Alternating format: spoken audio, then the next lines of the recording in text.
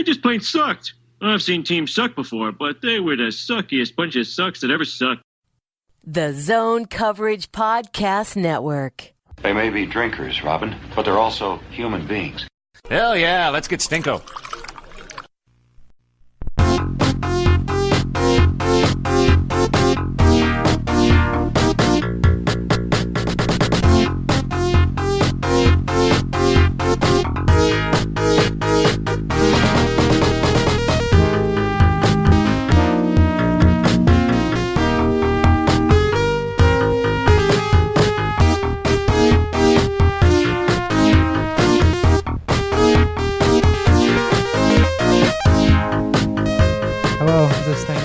Test.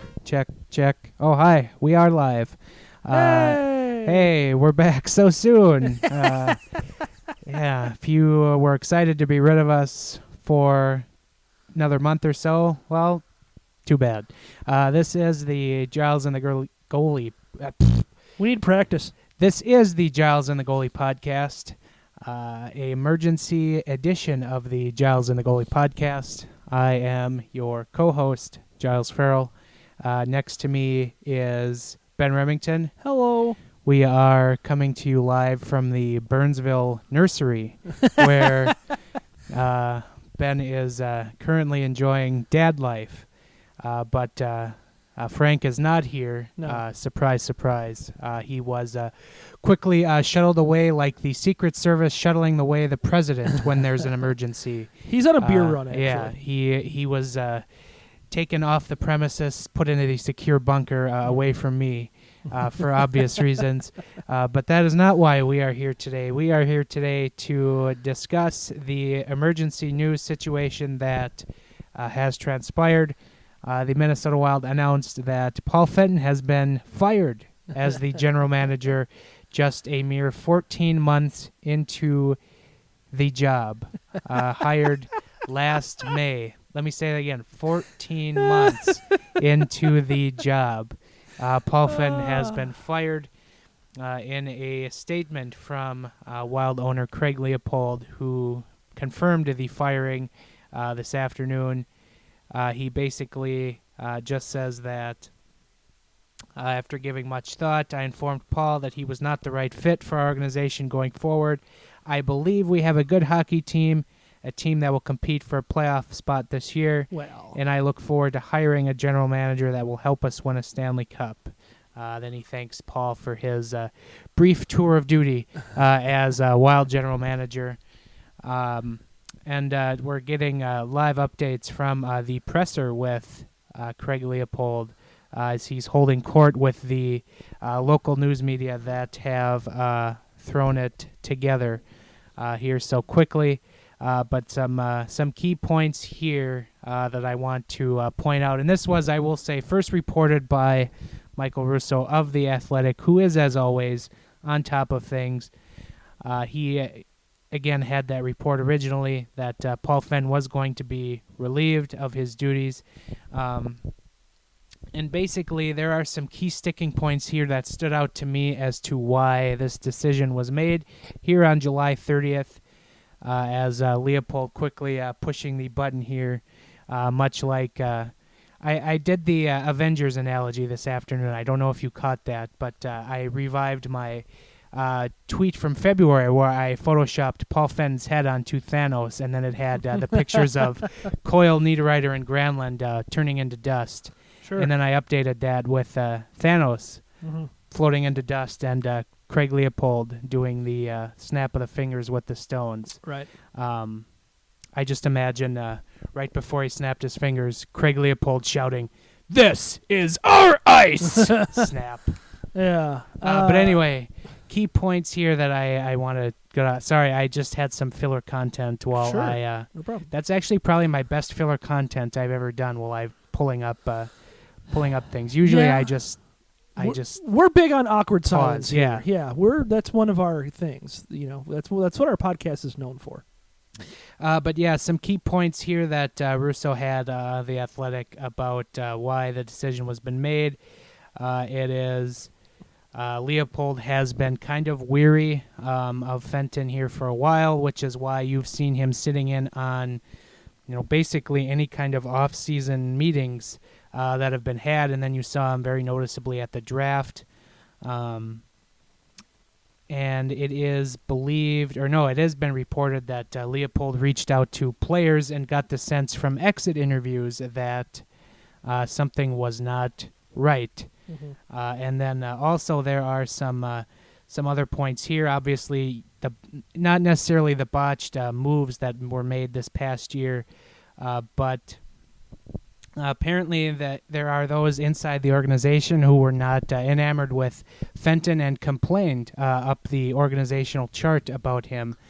So there's obviously some sticking points there that maybe will come to light later on, but it sounds like there was some turmoil. And, he just seemed like such a gosh darn nice guy. I can't imagine why people would complain about him. You got to wonder who complained about him. Like, there was enough holdovers from the Fletcher era that's like, well, a certain B. Flair, no, that's too obvious. Yeah. A certain Brent F. Complained about you to me. It raises interesting questions, and obviously, you're just kind of getting into the nitty gritty of why he was fired.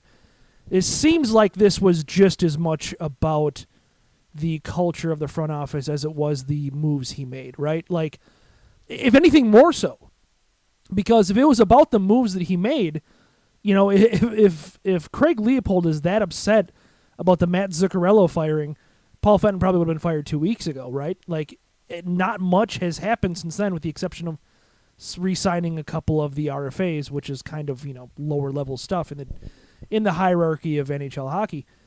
But it really sounds like it came to a head one way or another, and probably not coincidentally, Paul's on vacation, and a couple of folks may or may not have visited Craig Leopold's office while Paul was on vacation. You don't say, because that's also in the report. Yeah. Yeah, and Zach Parise, Ryan Suter had met with Craig Leopold here most recently. Go figure, shockingly. Weird. And then also Jared Spurgeon appeared to have been lowballed just a bit in his early contract negotiations. So Craig Leopold not too thrilled with that. Oh, God. And then obviously there is the overlining Kirill Kaprizov situation, which is now pouring gasoline on that fire. Right. So that a myriad of things here have led to this decision, and I said this. I'm honestly surprised this was done now. Because if you got this inkling in April, why not make a switch then? Yeah. Why wait till now? It just became more and more clear, especially when you're kind of reading the reports, that he was not very good at running the front office, right? Which you need to be.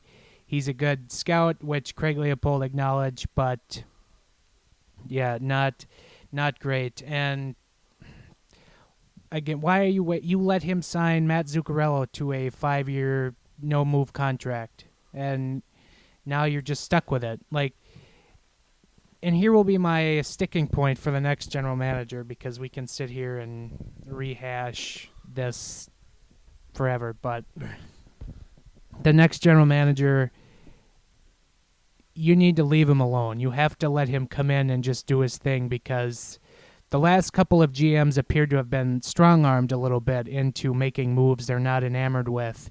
And maybe that was another thing that Craig kind of mentioned, was they had different ideas on how to get to the Stanley Cup, which I'm guessing Fenton might have maybe said, we need to tear this down a little bit and try to rebuild. But again, that was just a small piece of what appeared to be a mountain of problems. Yeah, it's really hard to tell if that is in fact the case. Like, was it that Paul Fenton wanted to tear down and rebuild, and Leopold said, no, we need to make the playoffs, yada, yada, yada.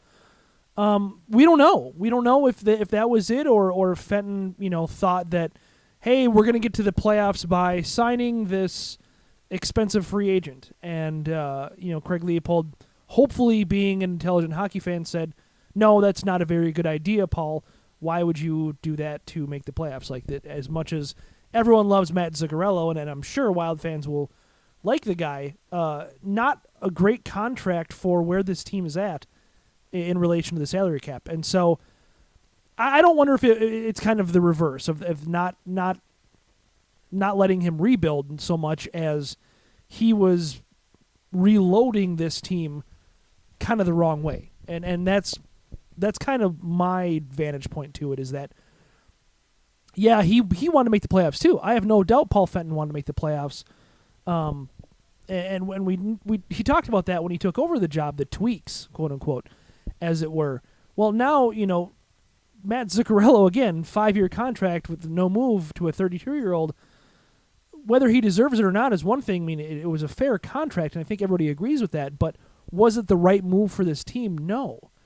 And I think it's that, among other things. I mean, the Nino Niederreiter trade for a player that's just been an absolutely objective disaster in Victor Rask.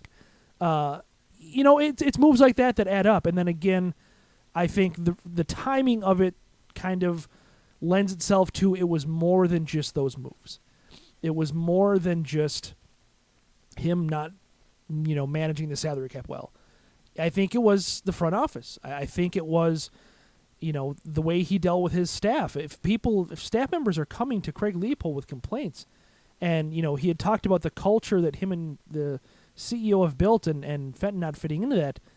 I mean, you hear about how intense of a guy Fenton could be behind closed doors. I don't doubt that a lot of that leaked out into how he managed his staff, and him being the kind of leading the front office, a very real possibility that he maybe raised his voice a time or two, or maybe spoke in a way towards employees that wasn't exactly welcome, and that's kind of where I lean towards that. Well, given his natural speaking stance in any media interaction, I can't imagine why people would, again, come forward and complain about interacting with him. So now we can sit here and tell you all about the bad moves. We've gone over those. Yeah, we've gone over those a lot. Actually, I want to ask you this. Derek Peterson threw this out there. Can you name one good move Fenton made in his 14 months, not counting the draft? Because the jury's still out on it. Sure. I think, and this is very low-end positive, but I think the trade for Brad Hunt was good. you know what I mean? Like, that's where you have to dig. You are digging so far. Right. China? And you can make the argument, and the jury is still out, as you said. You could make the argument that the Coyle Donato deal was good. Depending on what happens with Ryan Donato, Charlie Coyle, obviously under multiple GMs, multiple coaches, had not proven his value. I don't agree with this, but you could make the argument that the Granlund deal was a good idea. I don't subscribe to that, but as far as from a cap savings and future projections, if you're the world's biggest Kevin Fiala fan, you can make an argument for that being good. Which was Paul Fenton. Right. But in all seriousness, as far as I would go, I think that the Donato Coyle deal was maybe break even, and the Brad Hunt deal was good, and the rest was bad. Literally all everything else he did was bad. The Jason Zucker contract was good. I like that he signed Jason Zucker, even though he immediately tried to trade him several times. But he almost got rid of him twice. Right. So it's kind of hard to give him credit for signing Zucker to a fair deal when he subsequently tried to dump him. Other than that, yeah. I mean, the Nino trade we've hit 1 billion times, terrible. Signing Alex Stalock to a long extension, terrible. The Fiala trade, Granlund trade, kind of terrible. Yeah, that's kind of where I'm at. So now we move forward, and I can't believe we're moving forward at this point, but you kind of have to start looking at general managers to fill the vacant position. And also in the piece from Russo, he notes some candidates for the position headlined by former Flyers general manager Ron Hextall. A few others do include, just pulling that up here, maybe Bill Guerin. These are some people who were interviewed previously. Bill Zito. And then he throws out Dean Lombardi, Garth Snow, and Peter Chiarelli.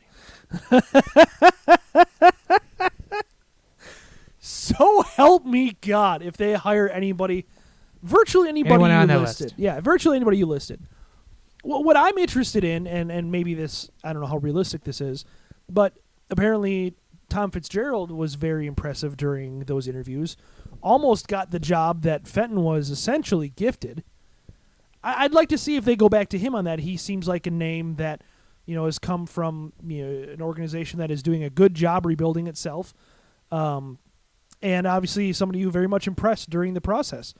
Other than that, I think the biggest thing for me, not really caring all that much who the next GM is, but really kind of hoping that it's not somebody from the old guard. You know what I mean? And while winning and experience and blah, blah, blah, all of that is wonderful. It's really not. It's really not that wonderful. And there's a reason why the guys on that list have lost their jobs. And it's not to say that nobody can learn from their mistakes, but I just have no interest in anybody off that list. Yeah. I mean, especially the Chiarellis and the Snows and the Lombardis of the world. Like, good God, no freaking way. Nothing to do with them. Yeah, I think you just kind of have to keep digging at the well of general managers who've never gotten a job before, especially now when you're almost to August and, any good GM candidate is, seemingly hired with experience. Like, don't dig at a well that's pretty tapped. Don't go fishing for bass and you come back with a minnow. I couldn't think of a fish. That was terrible on the fly. But, I know Craig has hired 2 general managers with no experience previously, so he's probably a little gun-shy of going back to that well again. But honestly, how can you sit there objectively and look at those candidates and say, this is good? Like, the only reason I think, of going to Ron Hextall is building up the prospect pool, which he did in Philadelphia. Yeah. Otherwise, he was not overly great at building an NHL roster. Sure. Which, I think the owner really takes an emphasis on is building building the NHL roster. Sure.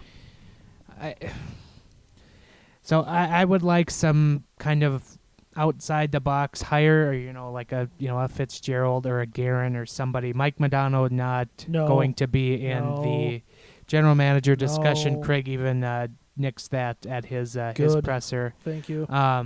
And this kind of brings me to my next point here, which is I think we're at the point now in this team's history that the Minnesota Wild need a buffer between the owner and the general manager, like a president of hockey operations. Yeah. Somebody who can oversee the entire department, and they can report to the owner. And that, just having that buffer for the general manager, I think is key. Somebody that, Craig can go to the president and say what's going on and kind of leave the GM off to do his thing. Mm-hmm. I don't think that's going to happen anytime soon, but I think it needs to happen. And you kind of look around at some of the more successful teams in the league, and they have these president of hockey operations and they have general managers. Sure. Or sometimes they just mesh the two together, which I don't necessarily recommend, but the team does have a CEO. Right. But I don't think he's involved. Matt Maka, somebody asked me about Matt Maka when I tweeted that, and Matt Maka doesn't really do much with hockey operations. Sure. He does more of the business side. And also to people replying me with Mike Modano for president of hockey operations, no, like he's just getting started. Like, get somebody in here with a little more pedigree, like somebody who does have experience in the NHL, but they're not going to be necessarily involved with the roster decisions. Yeah, and Mike Modano was brought in not to make roster decisions. He's brought in here to sell tickets. He was brought here to sell tickets and to glad hand corporate accounts and play golf with them. Obviously, yes, it seems he does want to have a future in hockey operations down the road, but he has to get a start first. Yeah, he has to learn it. And I'm fine with him being like a very, let's say, not often used consultant. Right. I'm fine with him saying, hey, what do you see in this kid? What do you see in this guy? Can you talk to this player about this? Blah, blah, blah. And That's fine. And I think he's going to be a perfect consultant in the interviews for Sure. the general manager, something the Wild didn't have last time around. They didn't have somebody with a hockey background sitting in on interviews with Well, the but general Ryan manager Suter case. called all the shots, didn't he? Isn't that what happened? Ryan Suter. Ryan Suter decided for that president of Paul hockey Fenton- operations. That's another thing that's going to get me is this whole exit interview thing. And you pointed out on Twitter, those exit interviews were done in April. And so everyone is going to, rabble-rouse this whole Ryan Suter, Zach Parise run the team thing again because they're going to convince themselves that Parise and Suter got Paul Fenton fired. Well, obviously not. Because if that were the case, Paul Fenton would have been fired May 1st, not June 30th or July 30th. Like, I'm so tired of that narrative. Oh, Ryan Suter runs the team. He's in Leopold's ear. Well, maybe he is in Leopold's ear, and maybe he is giving Leopold some of his thoughts on things. But obviously, he didn't tell Leopold to fire Fenton. Otherwise, it would have happened a lot sooner than this. That's, again, what leads me to believe that it was something to do with the front office and the staff that is actually around in St. Paul during the summer versus the players who are not. And low-key move of Paul Fenton's tenure here was you thought he deconstructed the Wild roster terribly. Well, he pretty much took a can of gasoline and a match to the analytics department. Yeah. A.C. Thomas and Alex Mandrycky no longer with the organization. Right. So that's another underlying moment of his brief run here with the team. Man, this is still so much to process here. Yeah, I So think just kinda- the analytics thing is not to be underrated. And we talked about this when it was revealed that Alex was not returning after A.C. Thomas had already been let go. I think that the next GM is going to really have to embrace that. And yes, this you need somebody more forward thinking. right, this whole old school, let's believe in what our 97-year-old scouts say over everything else thing. There is a place for that. And I'm not going to sit here and tell you that analytics should rule the world because I think there's a lot of flaws with them as well. There's a place for both. But you need to have both. You absolutely, positively need to have both. You need to have the analytics to tell you what and the scouts to tell you why. And that's how that works. And anybody missing either side of the equation is wrong. And so that's absolutely something that, again, forward-thinking GMs, you think of, obviously it hasn't worked out so hot so far, but you think of a guy like Kyle Dubas in Toronto, who is a young guy who's got a lot of thoughts on, analytics. John Chaika in Arizona, again, he's kind of really fighting an uphill battle with that franchise, but has done a pretty good job so far of getting them to the point now where they're a respectable team on the schedule every game. You think of guys like that and mixing in the old school with them just to kind of make sure that you've got everything rounded out. Yeah. And when you dismiss analytics, and we've talked about this a lot, so I won't go too long on it, but when you dismiss analytics as it seemingly this former GM did, you're just basically tossing away information. Like, you want to have all the information that you can to do your job well, and when you're just dismissing information like that, you are not taking in everything you can to do your job well, which, right. He didn't. Spoiler alert. But moving forward, you need somebody that is outward thinking like that can take all that information in. And then obviously you just need somebody who's a good people person, somebody who can, communicate effectively with the players and your staff in the front office. And with the media. Paul Fenton was not a big media talking guy. He just seemed, grisly when he had to be put in front of a camera. And that is an essential part of the job.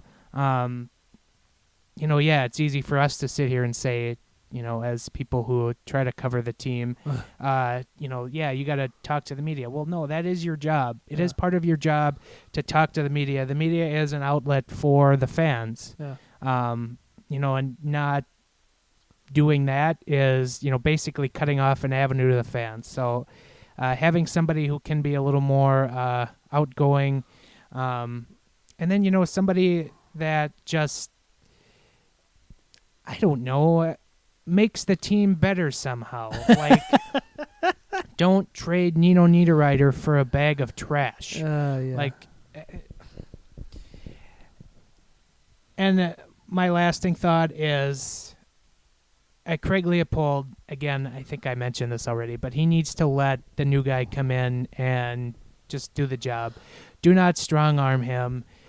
He's very hands-on. He wants to hit the playoffs. And I had this question in my last mailbag. Why, doesn't the Wild just kind of do a rebuild? Well, Leopold cares about the bottom line. And if you remember when the Wild had those 4 non-playoff years, at the kind of in the back half of those years and the first playoff year or two, the Wild were not in the black. They were in the red because of those playoff years.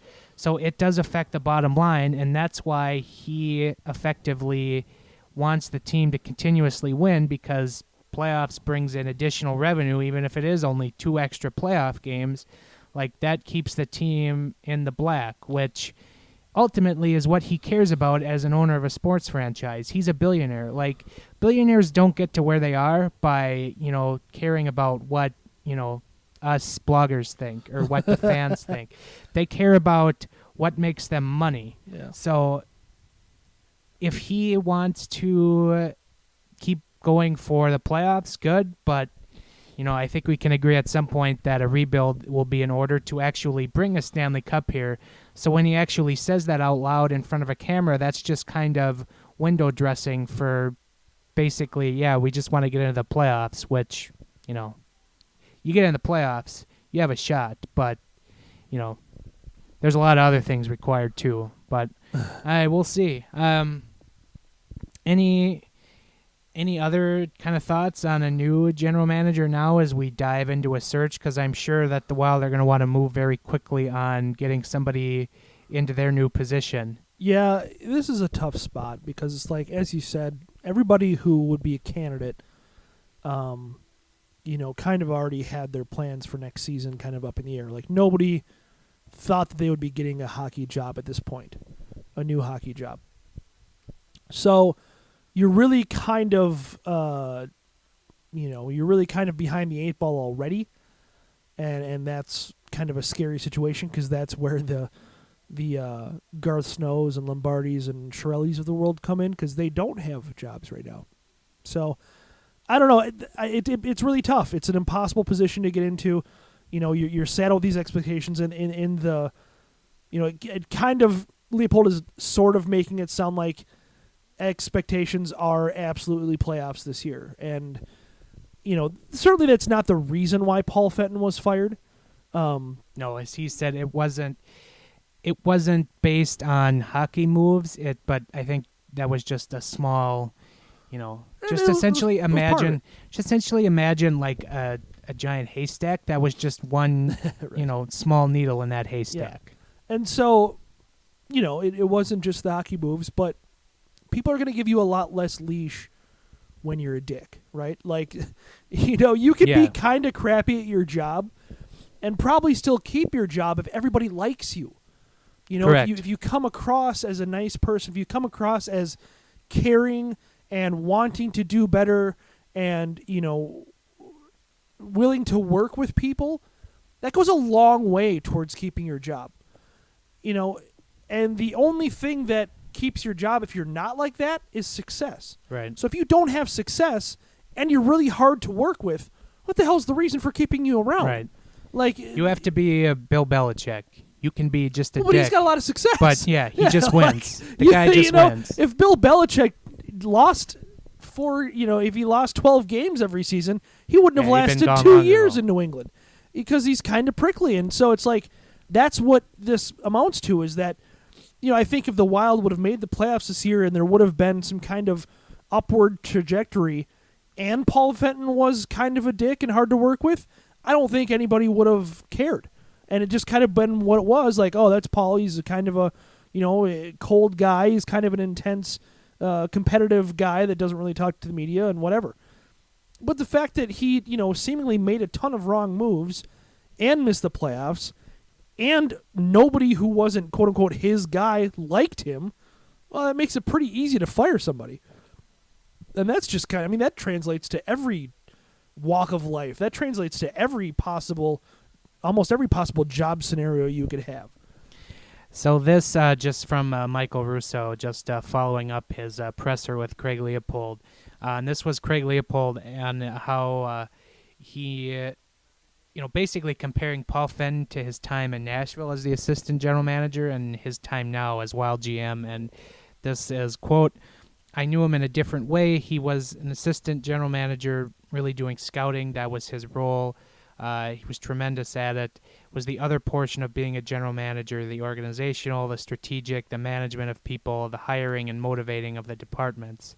When I talk to not being a fit, that's what I'm referring to." Yeah, absolutely. So basically, he just admitted of the 8 aspects of being a general manager, Paul Fenton failed at 7 of them.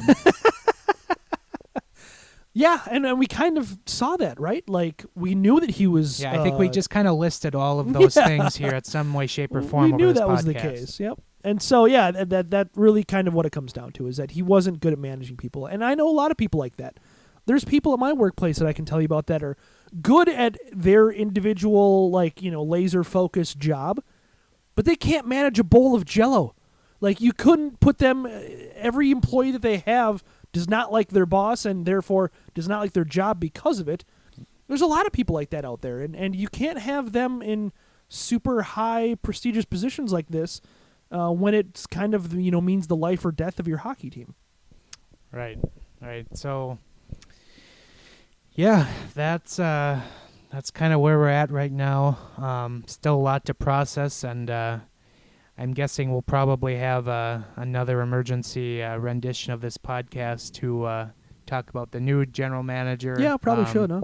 I'll kind of go over some candidates at Zone Coverage. This is actually great. It gives me some content to write about at Zone Coverage. I was kind of descending into a little hiatus. I started your mailbag last week, but I can finally hit on some topics. But I think unless you have any other thoughts, we can probably just call it a show. So from you're saying you're not going to be comparing hockey players to Batman characters in this August for zonecoverage.com?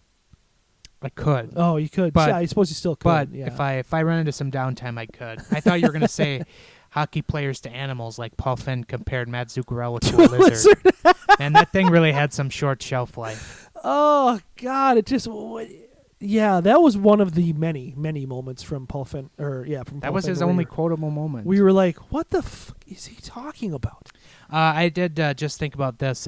Also, Bruce Boudreau, his fate will be left to the new general manager. Right. Has 1 year left on his contract, and you hope that this maybe this guy has maybe some previous experience with Bruce, and the hopes that he brings back Bruce, because I certainly can't think of anyone else better to be behind the bench if everyone's willing to. But I can't imagine that a new GM would want to keep a general manager from 2 general managers ago would want to keep that head coach, which is a feat unto itself when you think about it. A head coach surviving 2 general GMs. Managers. Yeah. That's really something. So let's make a trophy for Bruce on that. That is really that's a tribute to how good Bruce is, to how well Bruce is liked. And maybe Bruce isn't back next season. Bruce kind of fits that narrative. He's very well liked. Maybe not so good, especially in the last year at what he did. But I'd argue against. But he's the if you look at it that way, he's very well loved. So and so it's we'll see. I mean, even if Bruce does not coach the Wild after this season, at least let it be on his terms. It's kind of what I would hope for him. Hey, Matt Zuccarello. Hey. But, Paul Fenton didn't seem to want to let Bruce leave on his own terms, and that was kind of one of the many issues that we had with Paul Fenton. But I don't know, my lasting thoughts on it, it is just, I don't know, I can't laugh on the podcast for a half an hour straight and have that be entertaining. I do it enough as it is, so... I don't know. I feel pretty vindicated. I don't know about how you. I've been very critical of Paul Fenton.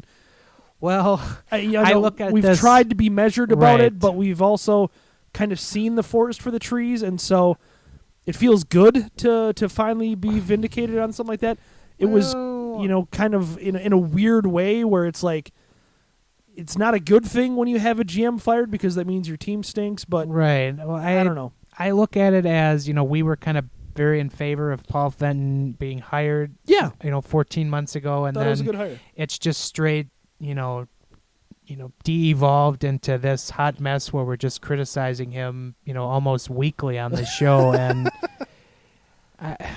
man, that's especially this day and age in the NHL. What a short shelf life he had, and he's almost certainly guaranteed to not get another crack at general manager job. Right. Well, again, it goes back to the reasons why he was fired. Right. Usually, a general manager does get a second crack at it. You pretty much get two now in this day and age, but Or three. I don't think he's going to even get a second. So No. he's pretty much relegated himself to scouting, and hopefully he can, take his son on some father-son scouting trips. Because, gosh darn, it's just so nice to spend time with your son. And what a perfect segue into how's dad life. It's good. It's good. We've been very lucky. Our kid is pretty well behaved for a newborn. He sleeps okay. Let's not go as far as to say he sleeps well or anything, but he sleeps all right. And he's relatively content when he's awake, which is That's good. all you can really ask for. So that's kind of where we're at. It's been good so far. It's kind of it's a very surreal thing. For those of you, who are parents know what I'm talking about, but I think I heard him return from the nuclear bunker. For those without kids, it's very surreal. You create life, and it's a very, very surreal thing.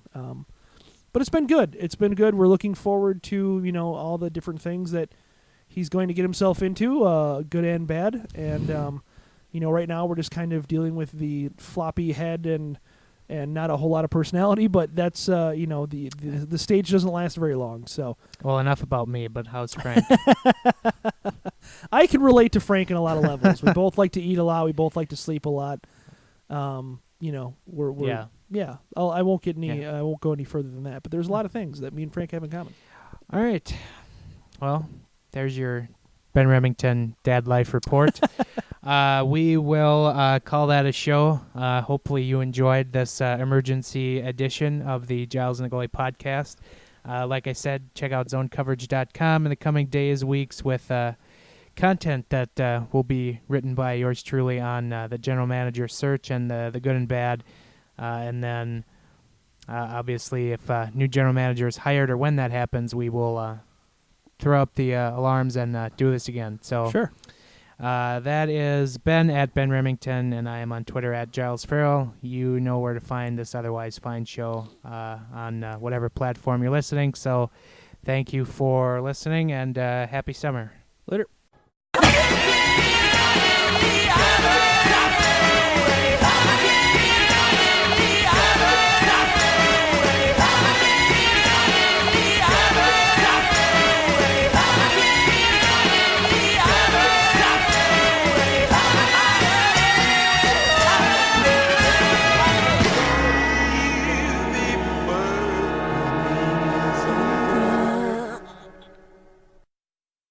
That's not resiliency. You're making it sound like we're good.